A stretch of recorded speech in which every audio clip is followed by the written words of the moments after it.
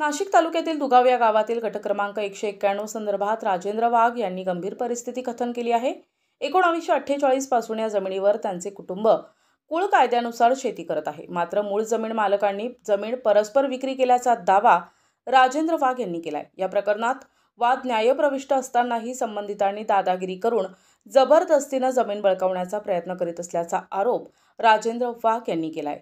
या शेती संदर्भात न्यायालयात कायदेशीर प्रक्रिया सुरू असून या परिस्थितीत वाघ कुटुंबियांच्या जीवाला संबंधितांपासून धोका असल्याचं त्यांनी सांगितलंय। ही आमची जागा दुगावची 191 गट नंबर 1948 पासून आमचा इथं कब्जा जागेवरती आमच्या 4 पिढ्या इथे गेलेल्या आहे। आमचे पंजोबा वडील ही नाकील कुटुंबांची जागा होती। आम्ही कुळ म्हणून 1948 पासून लागले इथं। तर नाकिलांनी परस्पर जागा विकली।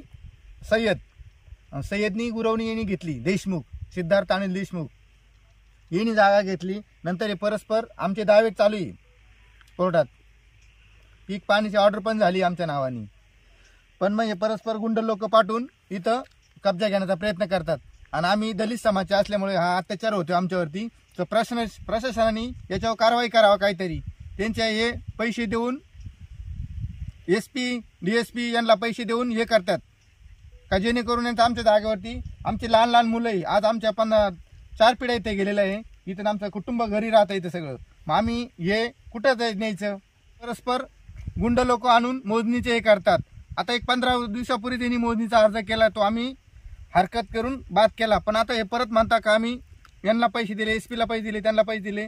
तर आम्ही आमच्या पद्धतीने अर्जदार स्वतः काही इथं जागा येत नाही का आम्ही दलित समाज असल्यामुळे हे जागा येत नाही। ते घाबरता आम्हाला। खरेदी खत रद्द करायचे दावे चालू आहे। जेणे बेकायदेशीर खरेदी केली आहे नी त्यांनी आम्हाला पहिले हे बोलले ते का बा तुम्हाला याच्यातून आम्ही अर्धी जागा देतो, पण यांनी परस्पर विकली आणि आता पूर्ण जागा आम्हाला कब्जा घ्या म्हणत्या।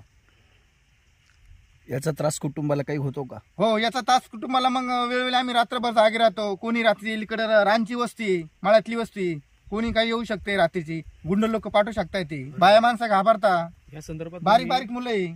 या संदर्भात तुम्ही काय अर्ज दिलेला आहे का? हो, अनुसूला दिले, जिल्हा अधिकाऱ्याला, समाज कल्याण विभागाला दिलेले, मुख्यमंत्री सचिवला दिले, SP ला दिले, सगळ्यांना अर्ज दिले। हे आम्ही 3-4 वेळेस मी अर्ज दिले, पण हे काही दखल घेत नाही। त्यांनी एक अर्ज दिला केला की आम्हाला बोलून घेतात जागेवरती। आणि आम्ही जर अर्ज दिले तर आम्ही 3 अर्ज दिले, सगळे माझ्या कॉप्या त्यांच्याकडे। त्या जीवाला धोका होण्याची काळजी आहे, ही विनंती। हा देशमुख हा मोठा त्याचा बाप DSP काय असेल तो आणि राजकीय नेत्याचा हे करून दाखवतो तो का बा आम्ही माणसं आणू, हे करू ते करू, अशा पद्धतीने दादागिरी करतो आणि हे करतो। मागच्या वेळेस पण त्यांनी माणसं पाठले ते आमच्याकडे व्हिडिओ शूटिंग सगळं आहे। जमिनीवर हक्क आणि कुटुंबियांच्या सुरक्षिततेसाठी त्यांनी संबंधित शासकीय अधिकाऱ्यांकडे तक्रार केली आहे। प्रशासनानं या प्रकरणात तातडीनं लक्ष घालून योग्य ती कारवाई करावी अशी मागणी राजेंद्र वाघ करत आहेत।